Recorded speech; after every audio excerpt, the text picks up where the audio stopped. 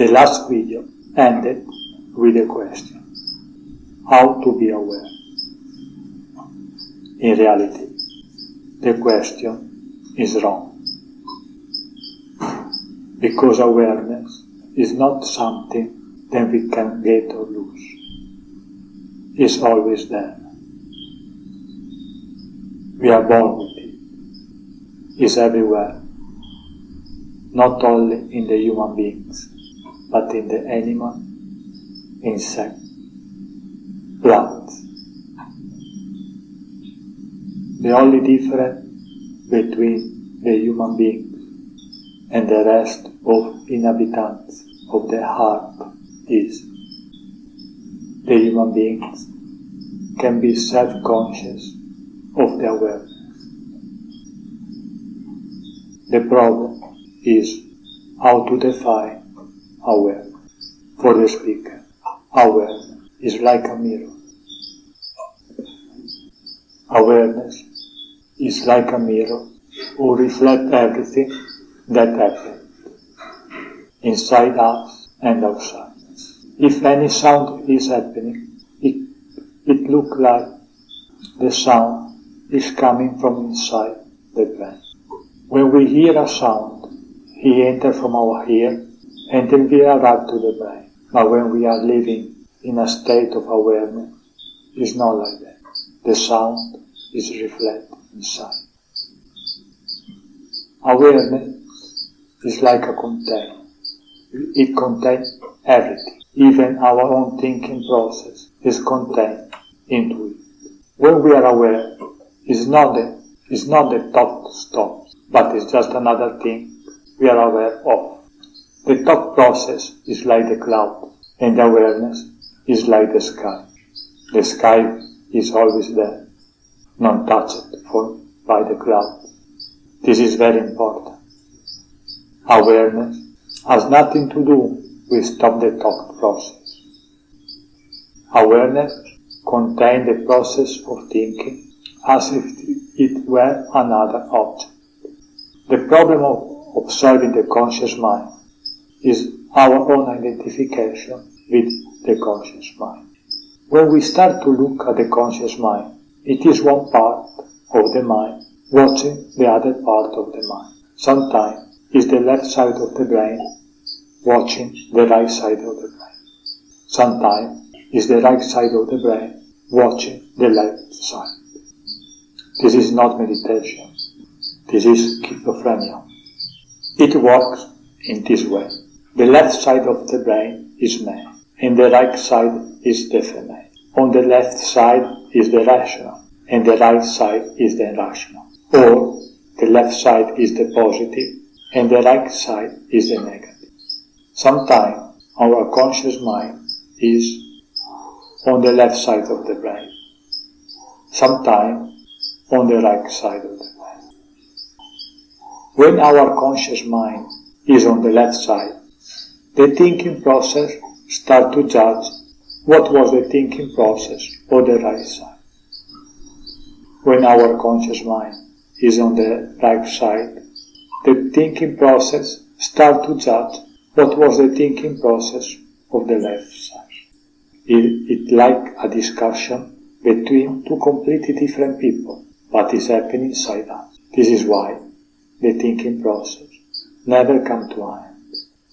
When we try to stop our mind voluntarily, it is just one part who tries to stop the other part. Sooner or later, the other part will take its revenge. This is the negative aspect of the concentration. Instead of bringing unity, bring division. That's why concentration is not the way. It is bringing more division. People who practice concentration technique are always very tired and nervous. They can never relax. In the moment they relax, all the repression come out in their mind, and it will be very difficult to control. The person who lives in awareness is never tired, because awareness is the natural state of mind. In the moment we want to stop our own thought process, this becomes concentration. It is true. Sometimes, when we are aware, Thinking process will go very slowly or disappear. Now our thought process is so fast, there is no gap between one thought and another. But slowly the gap will be bigger, and in that gap is awareness. Again, if we create that gap, is not awareness, but concentration. We have to be patient, living a natural life without repression or indulgence.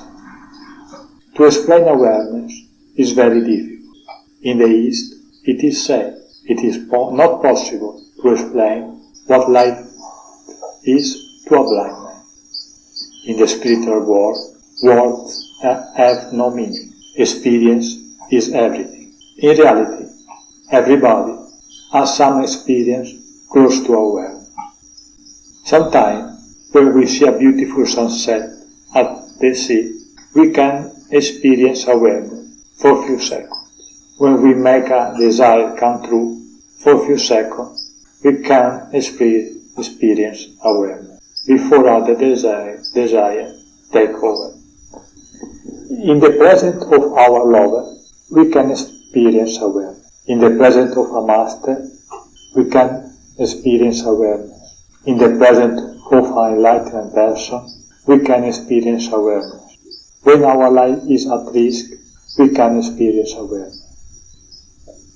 People who practice dangerous sport can experience awareness.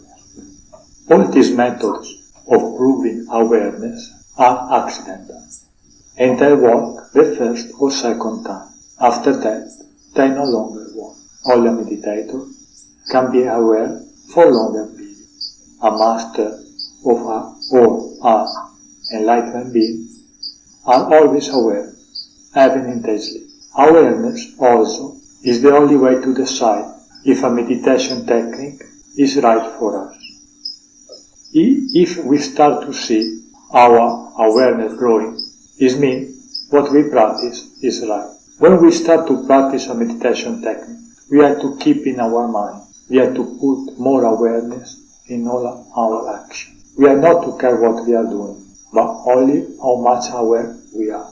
If any action we are doing, it is make us unaware, that action is wrong for us. If any action it make us aware, is right for us. Everyone is looking for awareness, but most people don't know. For example, when a person who practices extreme sport goes and risks his life, is looking for awareness. It's the only way he knows how to be aware. When he goes to his extreme sport, his life is at risk, so he is in a completely conscious state of mind. Every wrong move can cost his life. Or more, when we go to have a dinner to a very expensive restaurant, again, we are looking for be aware. Or when we go to buy a new car for a few moments, when we drive the first few times, we will be aware, but soon the new car will be like the old one. The car loses all its magic. Unfortunately, when we are aware thanks to external things, awareness is very short and weak. Thank you for listening.